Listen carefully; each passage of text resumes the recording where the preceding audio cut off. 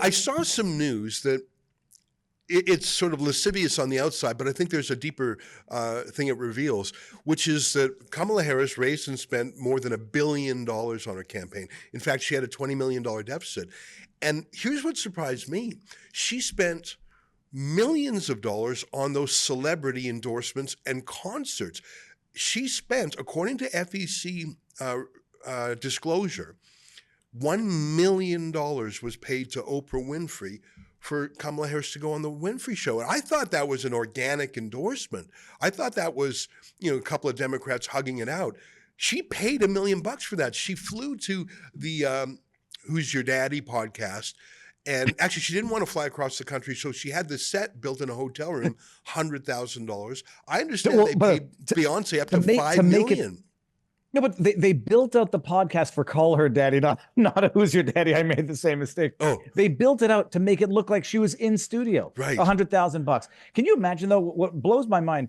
Kamala Harris is so loathsome, so despicable and unlikable.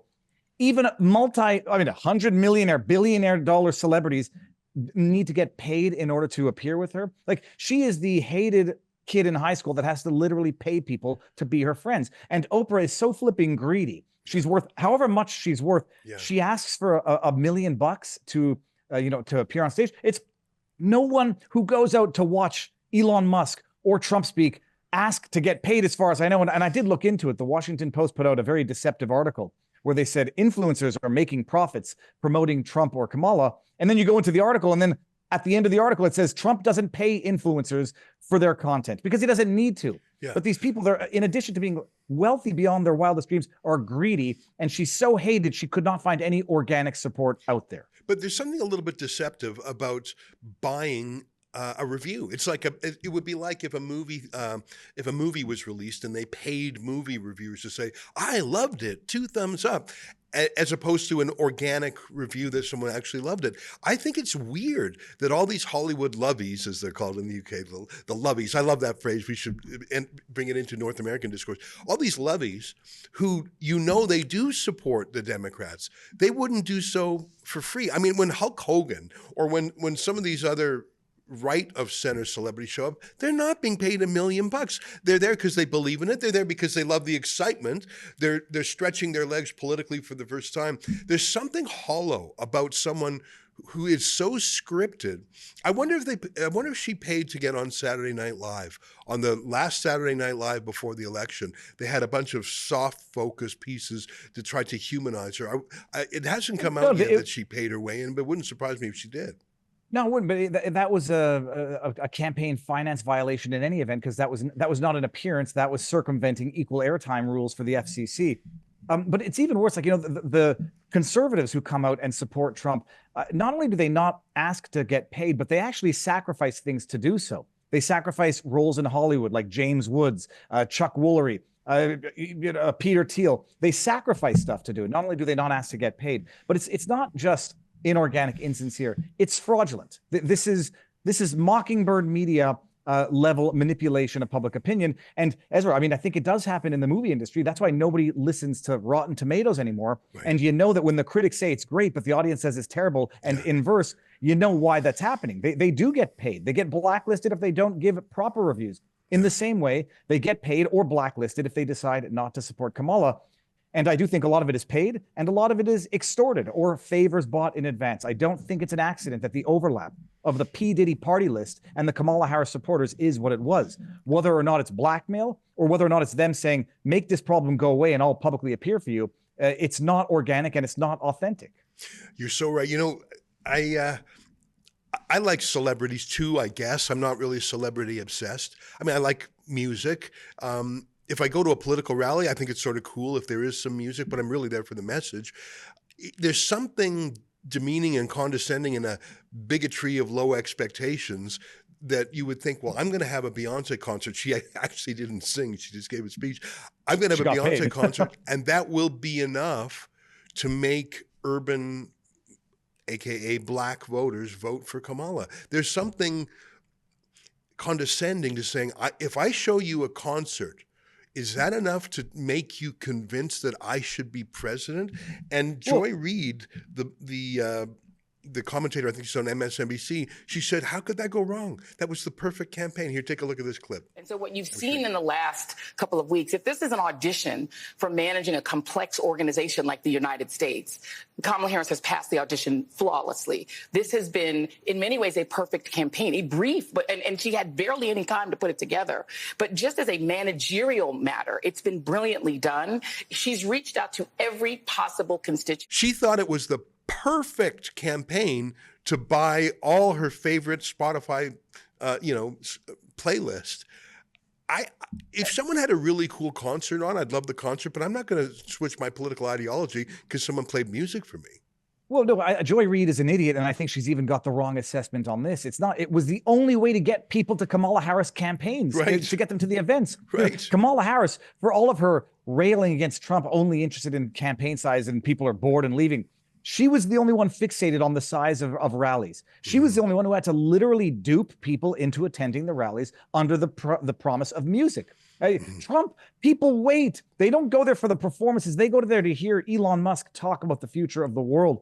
Donald Trump. The only way Kamala Harris could fill stadiums was with the promise, and sometimes the empty promise, of popular music. The greatest thing about this election outcome is it's the double middle finger to all of them. Taylor Swift, I guess her fans are a little bit smarter than she gave them credit for. Cardi B, I don't know about her fans. Lizzo, all the celebrities on earth with all of the gold and all of their idolatry did not sway the people. And I think the people actually saw through it, especially when they show up to a Kamala Harris rally and Cardi B is there and doesn't perform. That is salt in a wound. There's so many clips of Kamala Harris and Cardi B and some of her other celebrities when the teleprompter gets stuck. And when I do monologues, I sometimes write out my monologue word for word, and I put in little cues so that the editors know when to put a video clip or something. But I write it myself. I don't have a writer. And I put it in the prompter just so I don't forget something, and sometimes I can get it right better if I write it. But I know sometimes a teleprompter scroller is slow, so you either have to riff or pause. But what if you didn't write your own script? What if you literally don't know what to say if you're Cardi B and you show up? But it's not just Cardi. Here's a clip of Cardi B waiting for the teleprompter. It's broken, so someone runs up with an iPhone with the speech on it. Take a quick look at her. Here's that. 1 second, guys. 1 second.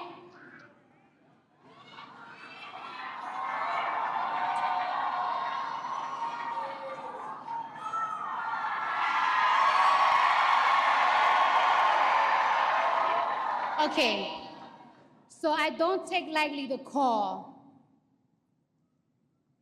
Sorry, guys, I'm a little nervous. I'm a little nervous, guys. I've been waiting for this moment this whole life, my whole life.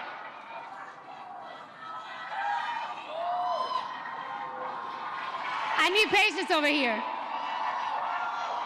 Patience, where are you, girl? I need patience over here.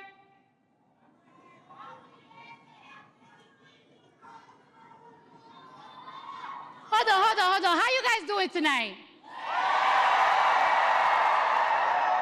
How you guys doing tonight? Are we ready to make history? Are we ready to make history? Are we ready to change these 4 years? No. Are we ready to change the next 8 years? Because we're going to make sure we have Kamala Harris in office for 8 years. Thank you. All right. Vice President Kamala Harris, thank you for having me. That's painful, but Cardi B is a musician, not a thinker-talker. Here's Kamala Harris when the teleprompter freezes on her. And unlike Trump can talk for an hour extemporaneously. I mean, some of his jokes and stories, and he loves talking about when he saw Elon Musk land the rocket, in that big gantry. Trump loves telling that. Trump can talk your ear off. Kamala Harris didn't have even 10 seconds worth of filler without the prompter. Here's a clip of that. Remember his number, 32. Today we got 32 days until the election.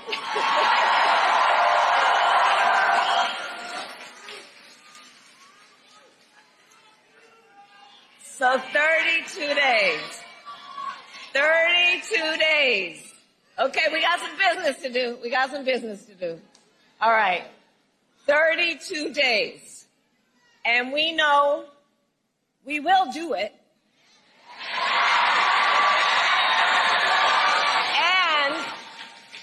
And this is going to be a very tight race until the very end. This is going to be a very tight race until the very end. We are the underdog, and we know we have some hard work ahead. I mean, she really was an empty vessel. Her cackling, her word salad, that hides the fact there is no there. There's nothing inside her. She's hollow.